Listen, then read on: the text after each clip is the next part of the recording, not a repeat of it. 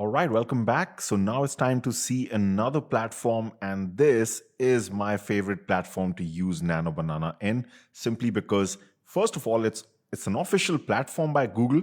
Secondly, it is completely free, and the third thing that you're going to see once we go inside this platform, it makes using Nano Banana a complete breeze because the user interface is absolutely amazing. You're going to see what I mean very, very soon. Okay.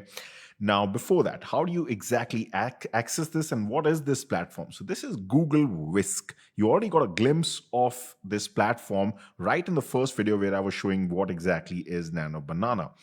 And the surprising thing about Whisk is a lot of people still don't know that you can use Nano Banana inside it. That's because initially, even up till August 2025, when Nano Banana was released, Whisk itself was not available in many countries.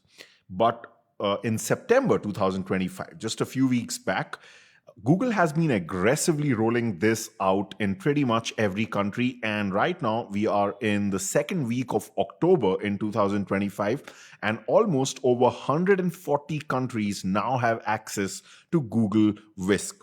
So, how do you access this? Is if you go over to Google, just type in Google Whisk, okay, and then hit this first thing that says something like Labs, and then it's going to ask you to basically choose your account. So you do need a Gmail account for this. And then you're going to hit this option that says Launch Whisk. And at this point, you'll come to know whether your country also has Whisk or not, because if it's not there, you'll just get a message that you'll just have to wait for some time. I don't think the wait is going to be any longer because, first of all, 140 plus countries pretty much covers everything. But even if you are from somewhere which is in those remaining countries which doesn't have Google Whisk, I think by the next month or two, towards the end of 2025, you will surely get it. And then all you have to do is just hit this option that says Enter Tool. And this is how Google Whisk looks. And you can see, right, immediately for the first time now, we actually have a tool that actually looks like one of those proper AI image generation and editing tools with nicely laid out buttons. And it's not just easy on the eyes, it's actually, you're going to realize, it's very easy on your mind because it really facilitates a very smooth workflow when it comes to Nano Banana. And also it allows you to do a lot of other things which the other interfaces just simply don't allow you to do. For example, till now, we have seen a couple of platforms, right? Gemini, AI Studio, LM Arena. What was common between all these platforms? They just give you like a very basic interface where you can just upload your image and then write in a prompt, right? You can't really do anything else in these platforms. However, here we can do a lot of things, as you're going to see. Okay. So again, it's best to just teach you everything with the help of some examples. So what we're going to do is we're going to take a very simple example. We have this particular image of this jewelry item, like a necklace. And right now what we want to do is we just want to use this one image so that you get used to how Whisk works. We just want an image in which, let's say, a female model, she's wearing this necklace. That's it, nothing fancy. So how do you go about this? So up till now, all the platforms that you've seen, what is the first thing that you do? You always upload an image and then you write in a prompt. So how do you do that inside Whisk? So you have this option that says Add Images, right? But now, this time, this is slightly different in Whisk, and it's actually better, as you're going to realize in this demo, okay? So this part where you upload the image has actually been divided into three categories. One is the subject category, one is the scene category, and one is the style category, okay? So you'll soon understand what this does. So right now, since we have basically an image of a necklace, this is a subject, right? So we want to do something to the subject. So usually in a lot of cases, the image that you're going to be uploading, which you're trying to edit, you're going to upload right in the subject section. In fact, I would say till now, any of the other examples that we have seen up till now, they all have been images which have been of the subject category, but we will see scene and style also, okay? So right now what we're going to do is we're going to just upload the image of this necklace, first of all here. All right, so the moment you upload the image, it's going to just take a few seconds. You can see that it's trying to analyze the image. Always wait for this to get over. It doesn't really take too long. Okay, so you can see here. So this is done. And also one important thing, because this is a mistake you can make. Do you see this check mark that comes automatically? make sure you don't accidentally hit this. This happens a lot in Whisk, especially if you're not careful. Always make sure this check, it is on by default. It's just that sometimes when you're clicking around, you can do this, okay? Because then whatever we do here, it's just not going to take it into account along with the prompt. So this always has to be on, okay? And now we just write in a prompt. So let's just type in a very simple prompt right now. Professional shot of a female model wearing a necklace. Okay, so that's done, very easy. And we know that, yes, it's going to see this. Okay.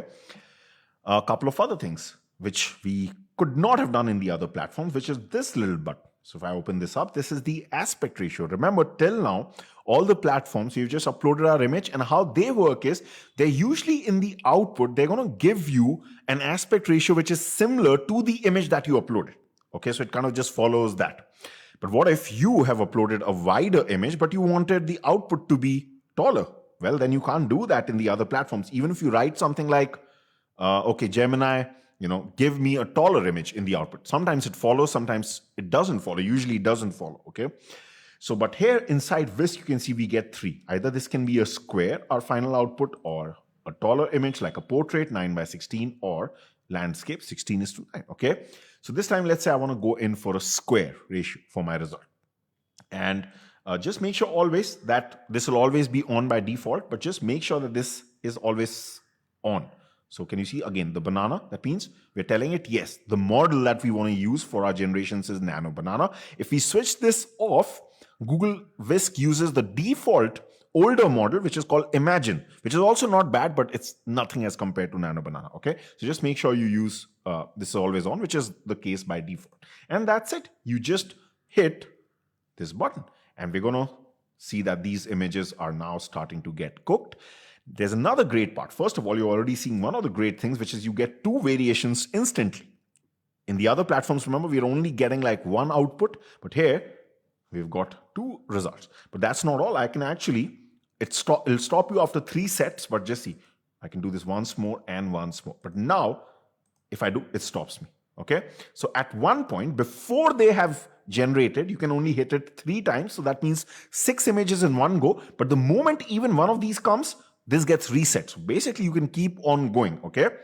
And that's great because then you get to see so many different variations. Again, not possible in any other platforms. I'm sure just by all these points I've told you, even at the start of this video, I'm pretty sure even you're thinking, Kush, is this free? Like, I mean, it has so many advantages. And that's the best part. It's completely free. That's why I said it's like my favorite platform to use Nano Banana in. Okay. It's kind of one of those platforms where you feel like, is it too good to be true? You start asking yourself, is there a catch? There is no catch, at least in October 2025. Tomorrow, if Google decides to change things, we don't know. Okay, if that happens, of course, I will update this.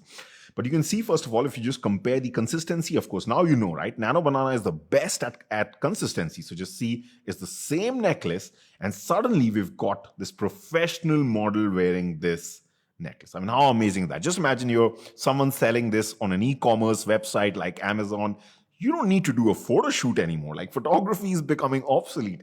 We just have this exact same thing right here on our model. Why would anyone want to spend the time, money to do those things? It's just a thing of the past. Like they say, AI, it's complete. It's not just hype anymore. AI is actually taking away jobs. I mean, photographers' jobs are pretty much gone, right? And you can see, right, these are amazing. And now I get so many different variations to pick from. Now, let's try to make things a bit more challenging. We don't just want any random model here. We want this woman to be wearing our jewelry or the necklace. Then I've got a question to ask you. Where do you think we're going to upload this image of hers? Ask yourself, which category does she fit in? Subject, scene, or style? Well, if you answer subject, perfect, right? Because she's also a subject, right? And now be careful about this, because this is where sometimes you can make this mistake. You can think that this is the second slot. But remember, this is under scene. You actually have to create that empty slot first by hitting this plus icon, which is next to subject. So just see, if I do this, it'll create one more slot, but now it's within the category of subject. Can you see? And now here under this, we can upload the headshot of this woman. So let's do that.